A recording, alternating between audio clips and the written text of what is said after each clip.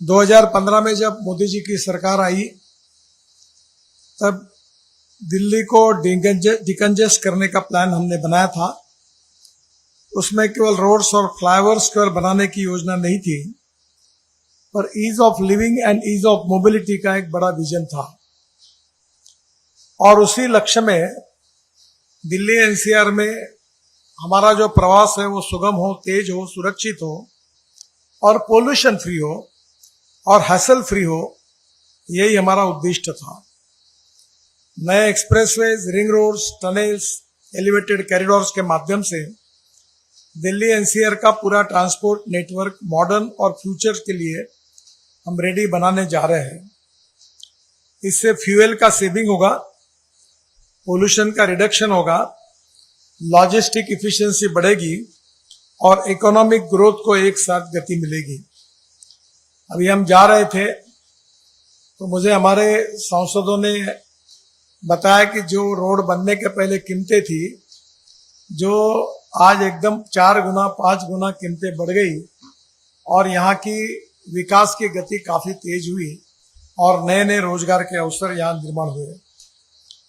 ये जो दिल्ली एनसीआर में आने वाले वर्षों में वर्ल्ड क्लास ग्रीन, सस्टेनेबल और सीमलेस मोबिलिटी नेटवर्क का ये उदाहरण भी बनेगा। टोटल हम लोग काम कर रहे हैं, उसमें रोज नए नए काम ऐड भी हो रहे हैं। करीब ये 1,60,000 करोड़ रुपए की अभी तक योजना है। इसका एंड नहीं है, ये और बढ़ सकती है। जैसे जैसे मैंने अभी मुख्यमंत्री जी को कहा है कि हम दिल्ली के ट्रैफिक का अध्ययन करके आपके नजरों में ऐसा आता है वहां वो काम सुझाइए, हम उसको निश्चित रूप से करने की कोशिश करेंगे। करीब 1,850 किलोमीटर 87,000 करोड़ के काम पूरे हुए हैं। करीब 225 किलोमीटर 13,000 करोड़ के काम चल रहे हैं और करीब 34,500 करोड़ रुपए के अपकमिंग प्रोजेक्ट्स हैं और करीब 25 से 30,000 करोड़ के प्रोजेक्ट के डीपीआर बनाने के लिए अब आदेश भी दिए हैं। इसका उद्देश्य कंजेशन में रिडक्शन हो, पोल्यूशन खत्म हो, फ्यूल सेविंग हो, लॉजिस्टिक कॉस्ट में कम आए और फास्टर रीजनल मोबिलिटी हो, ये मुख्य उद्देश्य है। मुझे बहुत खुशी है कि जो प्रोजेक्ट पूरे हुए उसकी तो कोई ज्यादा जानकारी देने की आवश्यकता नहीं है, पर जो अपकमिंग प्रोजेक्ट्स है उसकी मैं आपको जानकारी देता हूं। जो UR2 है, ये जो दिल्ली चंडीगढ़ का जो रास्ता है, वहां से UR1 खत्म होता है, वहां से UR2 to Delhi Dehradun expressway 17 kilometre 3,500 crore का 6 लेन, इसको हमने मान्यता दी है और जल्दी इसका काम शुरू करेंगे इसी साल। UR2 extension connecting Delhi Dehradun expressway near Tronica city, फिर इंदिरा गांधी इंटरनेशनल एयरपोर्ट से बारापुला नाला, मुकरबा चौक, सिंधु बॉर्डर और आश्रम बदरपुर स्ट्रेचेस पर इससे ट्रैफिक कंजेशन कम होगा। द्वारका, रोहिणी, पंजाबी बाग, गुरुग्राम को देहरादून एक्सप्रेसवे के लिए सीधी कनेक्टिविटी मिलेगी। हरियाणा और राजस्थान से आने वाले ट्रैफिक को देहरादून की और तेजी से सीमलेस कनेक्टिविटी मिलेगी। प्रोजेक्ट की अलाइनमेंट फाइनल हुई है। काम टेंटेटिवली दिसंबर 2026 के पहले हम शुरू करेंगे। दूसरा जो दिल्ली देहरादून एक्सप्रेसवे है, इसको नोएडा फरीदाबाद 65 किलोमीटर, जिसकी कीमत 7,500 करोड़ का 6 लेन है, ये भी हमने मान्यता दी है। Extra extension of UR2 connecting Delhi Dehradun, Delhi Meerut, DND Faridabad and Yamuna Expressway. It will act as an integration corridor जो लोनी, बागपत, गाजियाबाद, नोएडा और फरीदाबाद को हाई स्पीड कनेक्टिविटी देगा। It will decongest Kalindi Kunj, Sarai Kale Khan and outer ring road. Intercity and freight traffic के लिए अल्टरनेटिव एक्सेस कंट्रोल कॉरिडोर होगा। इसका project alignment financial stage में है। काम टेंटेटिवली दिसंबर 2026 के पहले शुरू होगा। इसके बाद में दिल्ली अमृतसर कटरा जो कनेक्टिविटी है UR2 के लिए, ये करीब 17 किलोमीटर है, 1500 करोड़ की 6 लेन। बाद में दिल्ली कटरा एक्सप्रेस वे से आने वाले ट्रैफिक को UR2 and Dwarka express way के जरिए दिल्ली, गुरुग्राम और इंदिरा गांधी एयरपोर्ट और डायरेक्ट कनेक्टिविटी मिलेगी। हेवी ट्रैफिक के डाइवर्शन से दिल्ली NCR में कंजेशन कम होगा और फ्रेट मूवमेंट अधिक इफिशिएंट होगी।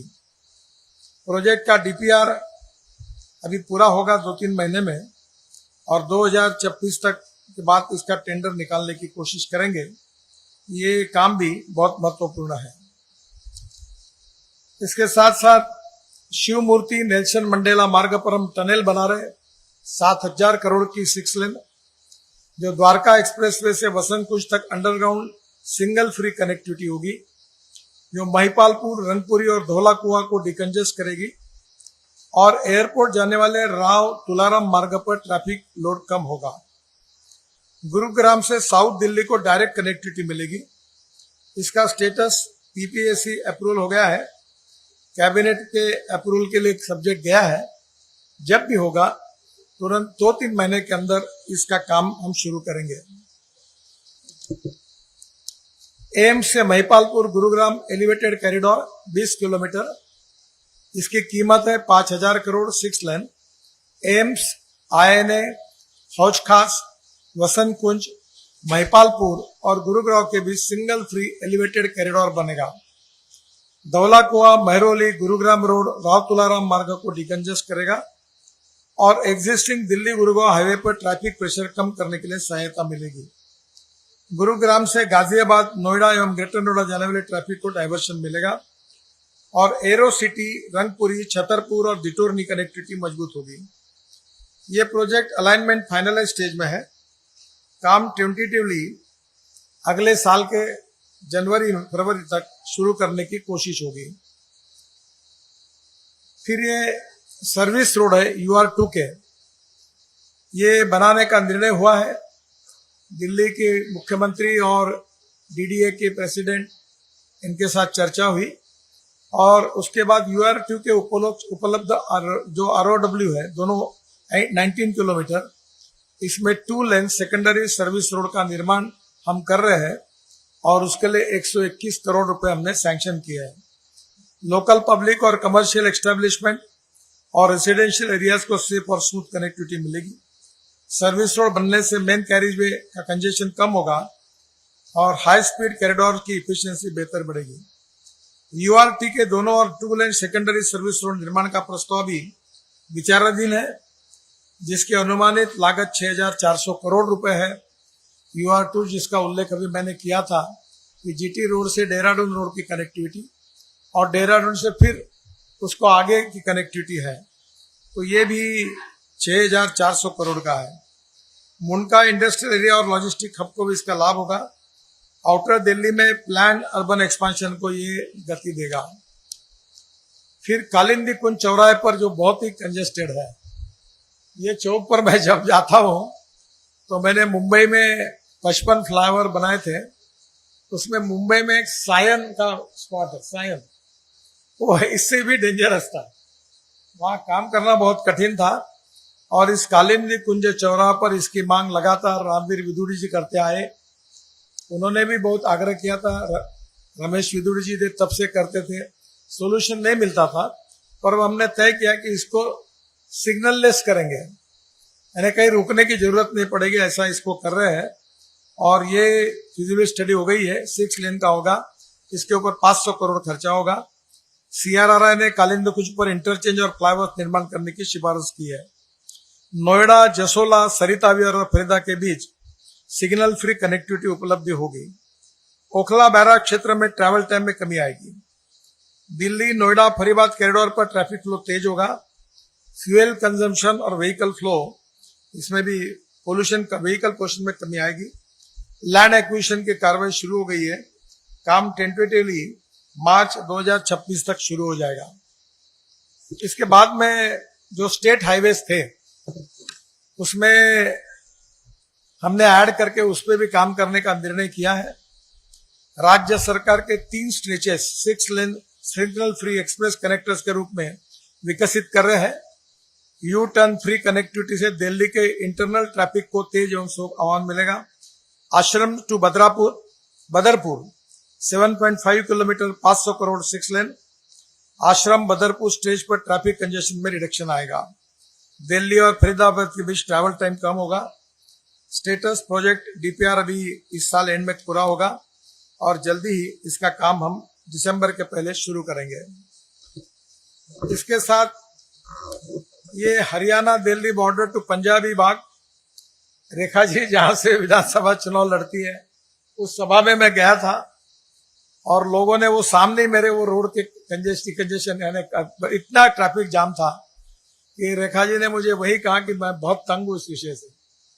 वही से मैंने फोन किया कि NHPWD का है कि स्टेट का है, तो सब कहने लगे, ये कह रहे थे उसका है, वो कह रहे उसका है, वो कह रहे उसका है, उसके माँ बाप का पता ही नहीं चला। तो मैंने जाकर कहा, तो मैंने पब्लिक मीटिंग में ये प्रॉमिस दिया था रेखा जी के चुनाव में कि मैं ये रोड का काम पूरा करूंगा। आज मुझे खुशी है कि मैंने प्रॉमिस पूरा किया है। 18.5 किलोमीटर 1500 करोड़ 6 लेन का अब ये प्रोजेक्ट जो है ये जल्दी इसका काम शुरू होगा, जो दिल्ली और वेस्टर्न हरियाणा के बीच महत्वपूर्ण कनेक्टिविटी होगी। टिकरी, मुनका, नांगलोई, ज्वालापुरी, मादीपुर और पंजाबी बाग, इसको बेहतर कनेक्टिविटी होगी। इसका डीपीआर अभी जून तक पूरा हो जाएगा और उसके बाद दिसंबर के पहले रेखा जी के उपस्थिति में उनके हाथ से इसका भूमि पूजन करके वो काम का शुभारंभ होगा और मेरी की हुई कमिटमेंट उसके कारण पूरी होगी। इसके बाद में तीसरा जो है वो मेहरुली टू दिल्ली हरियाणा बॉर्डर, ये 6.5 किलोमीटर 1500 करोड़ का 6 लेन है। यह प्रोजेक्ट साउथ दिल्ली को हरियाणा और फरीदाबाद से जोड़ता है। ये वसंतकुच, छतरपुर, सुल्तानपुर, गिटोरनी, अर्जनगढ़ जैसे प्रमुख क्षेत्रों को कनेक्टिविटी देगा। ये हाईवे के मीडियन में दिल्ली मेट्रो लाइन होने से रोड और मेट्रो आधारित इंटीग्रेटेड अर्बन मोबिलिटी मिलेगी। इसका डीपीआर जुलाई तक पूरा होगा। इसी साल इसको हम काम को शुरू करेंगे। और महत्वपूर्ण है कि तालकटोरा स्टेडियम से लेकर अंडरग्राउंड डायरेक्ट गुड़गांव तक हम बड़ी टनल बना रहे हैं। और अब दिल्ली का अध्ययन बड़े प्रमाण पर हम ये कोशिश कर रहे हैं कि अंडरग्राउंड रोड बनाए, टनल बनाए, ताकि दिल्ली के ट्रैफिक में कैसी सुधार हो। मुझे बहुत खुशी है कि मेरे राज्य मंत्री हर्ष मल्होत्रा जी, इन्होंने एक काम की तरफ विशेष ध्यान रखा है। मैं भी उनका सहयोग कर रहा हूं कि दिल्ली में कचरे के 4 पहाड़ हैं। Waste management is one of the biggest urban problem. I am always talking about 2 important philosophies. One is conversion of knowledge into wealth. Innovation, entrepreneurship, science, technology, research, skill and successful practices. We name it as knowledge, and conversion of knowledge into wealth is the future. आज के ये project में काफी Korea से, Germany से technology आई है, हमारे देश से भी आई है। The second philosophy is waste to wealth. तो दिल्ली में जो 4 कचरे की टेकड़ियां हैं, उनको 2027 समाप्त होने के पहले इस लीगेसी वेस्ट को हम समाप्त करेंगे।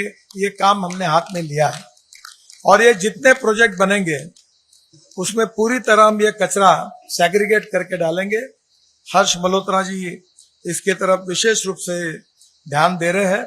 इससे एनवायरनमेंट के दृष्टि से भी मिट्टी खोदना डालना इसके बजाय हम कचरे का उपयोग करेंगे और मुझे लगता है कि इसके कारण अल्टरनेटिव मटेरियल को यूज मिलेगा। आपको पता होगा कि हमने 25 लोगों को परली से, बायोमास से बिटुमिन बनाने का लाइसेंस दिया है, ताकि देश का किसान अन्नदाता, ऊर्जादाता, ईंधन दाता, बिटुमिन दाता, हवाई ईंधन दाता और अब हाइड्रोजन दाता बनेगा। और मैं बनने की बात नहीं कर रहा हूं, बन गया है। हमने 1 किलोमीटर रोड भी बनाया। हाइड्रोजन के गाड़ी में मैं घूमता हूं। आज मेरी 100% इथेनॉल की गाड़ी है जिसमें मैं आया हूं। हमारा देश आत्मनिर्भर बने और हमारा किसान, गांव गरीब मजदूर किसान समृद्ध संपन्न बने। और इसीलिए कचरे से ये बहुत बड़ा आगे कचरा हम खत्म करेंगे। और बाद में मुख्यमंत्री जी को मैं कहूंगा कि मैं डीपीआर बना दूंगा आपके लिए। ये ऑर्गेनिक वेस्ट बायोडाइजेस्टर में डालकर मीथेन निकलेगा, मीथेन से हाइड्रोजन निकालेंगे और मैं दिल्ली सरकार की पूरी गाड़ियां हाइड्रोजन पर चलने वाली गाड़ियां जो है वो चलेगी। अभी हमने 10 रूट पर हाइड्रोजन की ट्रक और बसेस के प्रोजेक्ट को शुभारंभ किया है। Tata, Volvo, IOCL, HPCL, NTPC सबके साथ हम प्रोजेक्ट कर रहे हैं और ये प्रोजेक्ट अब लगभग शुरू होने की कगार पर है। तो मुझे लगता है कि ये कचरे का काम अभी तक हमने देश में 80 लाख टन कचरा रोड में डाल दिया है। अभी ये रोड में भी कचरे डाले हुए हैं, दिल्ली मुंबई हाईवे में डाला है, UR1 में डाला हुआ है। तो मुझे लगता है कि ये जो डंप साइट की ऊंचाई है हमने 12 से 15 मीटर कम की है और अब मल्होत्रा जी की विशेष ध्यान दे रहे वो इसके तरफ, और जल्दी ही दिल्ली को हम कचरे के पहाड़ों से मुक्त करेंगे। और मुख्यमंत्री जी को मैंने कहा है कि world class oxygen bird park वहां बनाइए ताकि दुनिया भर के वर्ल्ड के बर्ड्स वहां आएंगे और ऑक्सीजन लेने के लिए लोग वहां जाएंगे।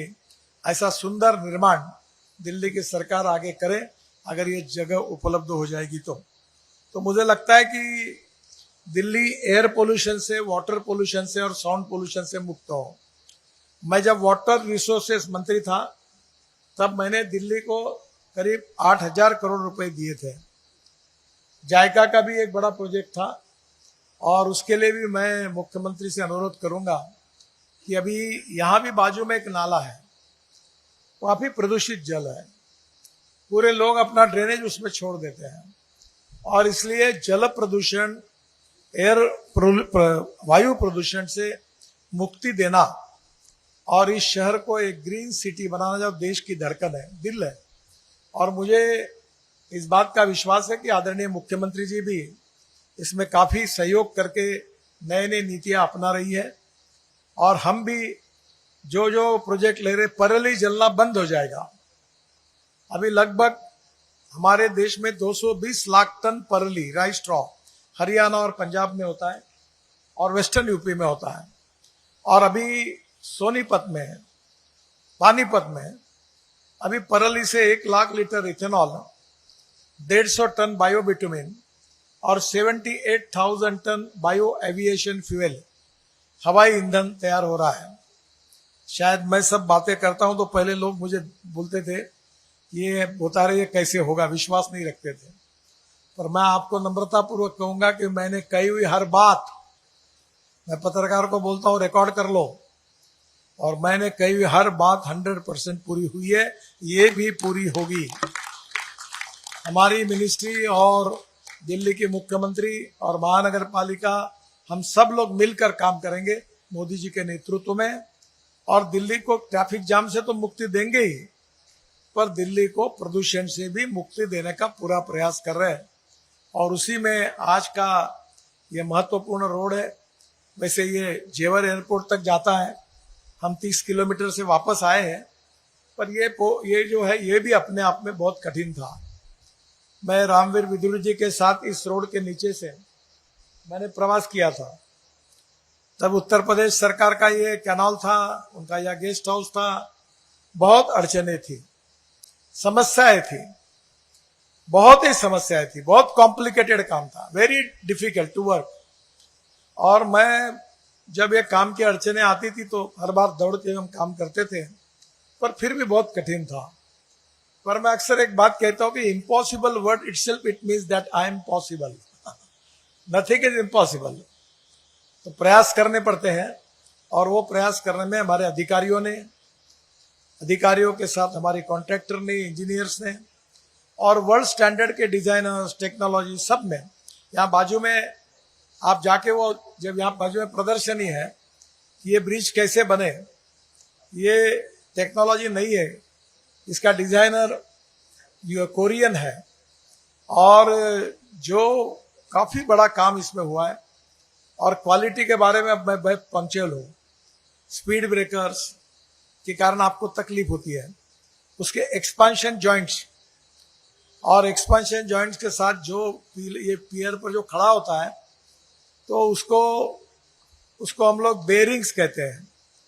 उसका रबर, अब इन्होंने ये कॉन्ट्रैक्टर ऐसे अच्छे हैं कि मैं अब पीछे पड़ा हूं तो मैं हिंदुस्तान की सब बेरिंग की कंपनियों को ब्लैकलिस्टेड कर रहा हूं लाइफ लॉन्ग, आपको काम ही नहीं देना है। और एक्सपेंशन जॉइंट वालों को भी उखाड़ के फेंकने वाला हूं। मैं फाइल आज आ गया हूं, 2-4 दिन में साइन करने वाला हूं। I am not going to tolerate any type of incompetency in the work and at the same time quality related with the bridges। तो इसके बारे में कोई कॉम्प्रोमाइज नहीं होगा। मुझे खुशी है कि मेरे बोलने से नहीं, इन्होंने पहले मलेशिया से लाकर जो ये है अपने बेरिंग्स मलेशिया से लाए, कुछ बाहर से ला रहे हैं। इसका मतलब बाहर के लाओ ये नहीं, पर हिंदुस्तान में भी अच्छे बनने चाहिए। एक्सपांशन जॉइंट्स, मुझे एक बहुत अच्छा अनुभव है कि आप कभी मुंबई जाओगे तो जे हॉस्पिटल से वीटी स्टेशन तक एक फ्लाईओवर बना है, वो मैंने 96-97 में बनाया है। और वो जो डिजाइनर थे वो श्रीनिवासन करके हांगकांग के थे। और आज भी आप उस फ्लाईओवर में जाइए, आपके पेट का पानी नहीं हलेगा। और मैं सबको, उसको भारत का प्राइज भी मिला था। मैं सब कॉन्ट्रैक्टरों को बोलता हूँ कि क्वालिटी वही होनी चाहिए। यहाँ भी काफी अच्छा काम हुआ है, उनको भी मैं धन्यवाद देता हूं, हमारे अधिकारियों को भी धन्यवाद देता हूं। और दिल्ली सरकार ने, हरियाणा सरकार ने और उत्तर प्रदेश की सरकार ने इस काम में बहुत सहयोग किया है। उनके सहयोग के बिना ये काम पूरा नहीं होता। तो तीनों राज्यों के मुख्यमंत्रियों को, मंत्रियों को, उनके अधिकारियों को भी हृदय से धन्यवाद देता हूं। इस विषय से संबंधित आपके कुछ सवाल हो गए तो पूछिए। मुझे भी पता है कि आपका भोजन होने का है, इसलिए आपको भी जल्दी जाने की जरूरत है। तो कम से कम शब्दों में कुछ चुनिंदे क्वेश्चन पूछिए, मैं और हमारी मुख्यमंत्री जो भी है उसके जवाब देंगे। हाथ ऊपर करिए। सर, एक सवाल मेरा ये है सर आपसे, मैं ललित हूं टोटल टीवी से। जेवर तक का सेक्शन कब तक पूरा हो जाएगा, यानी कि दिल्ली से जेवर एयरपोर्ट हम कब पहुंच पाएंगे? मैक्सिमम 1 साल में पूरा हो जाएगा। सर, इधर एक सवाल है। आज ऑल इंडिया ट्रांसपोर्ट कांग्रेस ने अनाउंस किया है कि जो एनवायरमेंट सेस लिया जाता है बॉर्डर में, जिसके कारण दिल्ली में सबसे ज्यादा जाम लगता है। तो दे आर सेइंग दैट क्योंकि सरकार ने सुना नहीं, तो परसों से वो चक्का जाम पे जाएंगे। आप कैसे देखेंगे जब दिल्ली की पूरा कंजेशन हटा रहे हैं, ये बॉर्डर में जो सबसे बड़ा दिक्कत हो रहा है उस पर कोई सोल्यूशन निकलेगा? ये भी मुख्यमंत्री से चर्चा हुई है और मुख्यमंत्री जी, म्यूनिसिपल मेयर और सब मिलकर हम मार्ग निकालेंगे। और वो भी पॉजिटिव है, चर्चा करके मार्ग सुलझे, उसमें कोई विवाद नहीं है और जल्दी ही ये प्रॉब्लम सुलझे। सर संजय शर्मा बोल रहा हूँ इंडिया न्यूज से। सर, मेरा सवाल है कि तालकोटरा से जो पूरा आप जो टनल जो कर रहे हैं प्लान, ये कितने किलोमीटर लंबी होगी सर? उसका काम कब तक शुरू करेंगे? इसका अभी अध्ययन शुरू है। बीच में फॉरेस्ट की लैंड आती है, डीपीआर बनने के बाद, फॉरेस्ट की परमिशन लेने के बाद कैबिनेट के अप्रूवल लेगा। अभी मैं इतना ही कह सकता हूं कि इस प्रोजेक्ट की संभावना के बारे में अध्ययन शुरू हुआ है। मैं आमिर हूं न्यूज नेशन से। एक सवाल ये पूछना चाह रहा था कि ये जो प्रोजेक्ट जिसका भी आपने निरीक्षण किया है, ये कब, इधर सर, ये कब से शुरू हो जाएगा आम जनता के लिए? कितना कंजेशन कम होगा दिल्ली में खासतौर पर, और एयरपोर्ट जाने वालों को कितनी राहत? दूसरा सवाल सर है बहुत इंपॉर्टेंट। ड्रोन टैक्सी को लेकर के बहुत पहले बातचीत हुई थी कि भारत में और दिल्ली में, गुरुग्राम और दिल्ली के बीच में ड्रोन टैक्सी हम चलाएंगे। उस प्रोजेक्ट का क्या हुआ सर? पहली बात तो ऐसी है कि ये प्रोजेक्ट 20 दिन के अंदर पूरा होगा। मैं प्रधानमंत्री जी को गुरुवार को पत्र दूंगा कि इसके इनॉग्रेशन के लिए वो समय दें और जल्द से जल्द उनका समय मिलकर इसको हम पूरी तरह इनॉग्रेट करेंगे। जो ड्रोन टैक्सी नहीं थी, ये एक मेट्रिनो करके सिस्टम थी कि public transport on electricity, mass rapid transport on electricity. कुछ प्रोजेक्ट हमने शुरू किए हैं। इसमें जो सुरक्षा के सिक्योरिटी स्टैंडर्ड्स है, वो वर्ल्ड स्टैंडर्ड को लागू करना, उसकी बहुत दिक्कतें आई। फिर मेक इन इंडिया और मेड इन इंडिया करने में भी दिक्कतें आई। अभी फिर से एक बार इसके सभी स्टैंडर्ड्स और इसका अध्ययन करेंगे, क्योंकि हिंदुस्तान के कानून में हमें जो अप्रूवल है वो इस प्रकार के सिस्टम को नहीं है। इसलिए कानून बनाकर फिर इसके टेंडर बुलाने पड़ेंगे। इस पर हमारे NHML में अध्ययन शुरू है, जल्दी इस पर काम करेंगे।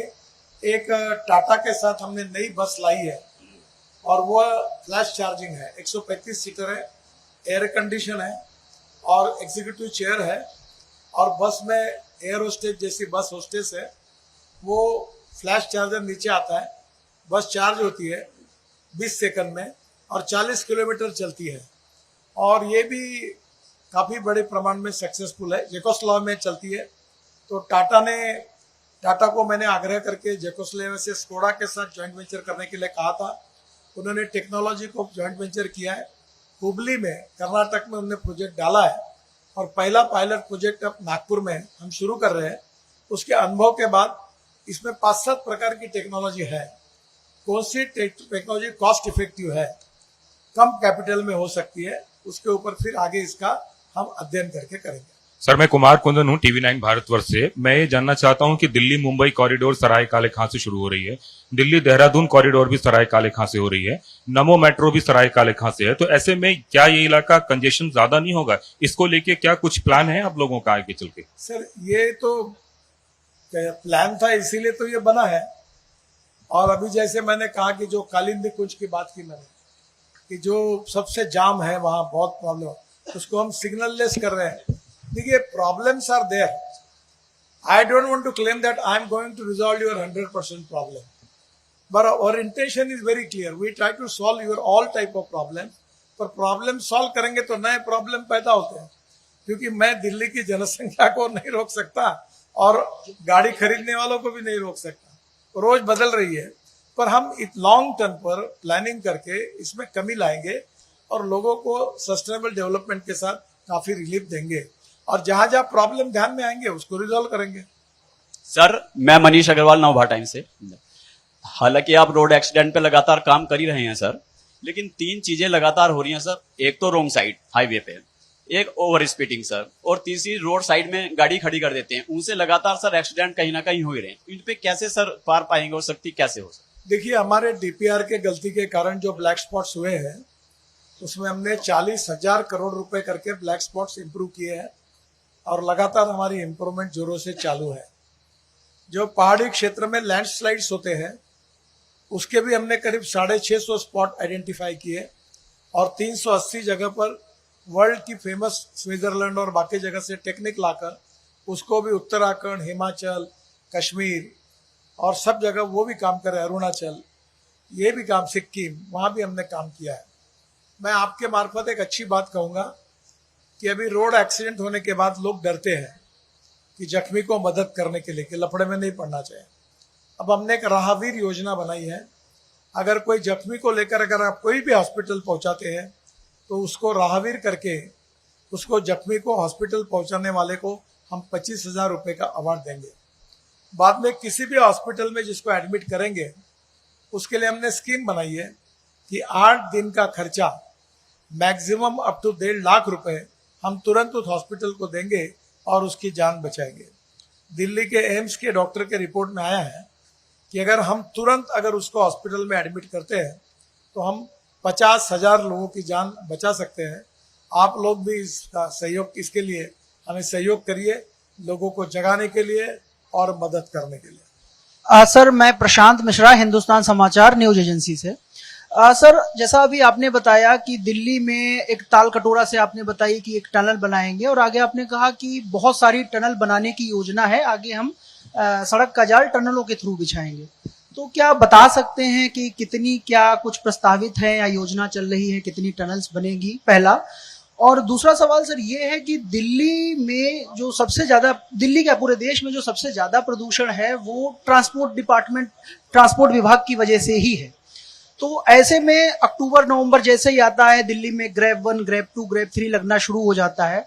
तो सर, इसके लिए क्या एक कॉन्क्रीट योजना क्या है, ताकि नवंबर दिसंबर में वो समस्या कम से कम हो या ना हो? देखिए, बहुत सी टनल बनाने के ऊपर अध्ययन शुरू है। अध्ययन जिस पर शुरू है वो योजना है, और उसके बारे में डिक्लेयर करना, बोलना उचित नहीं होगा।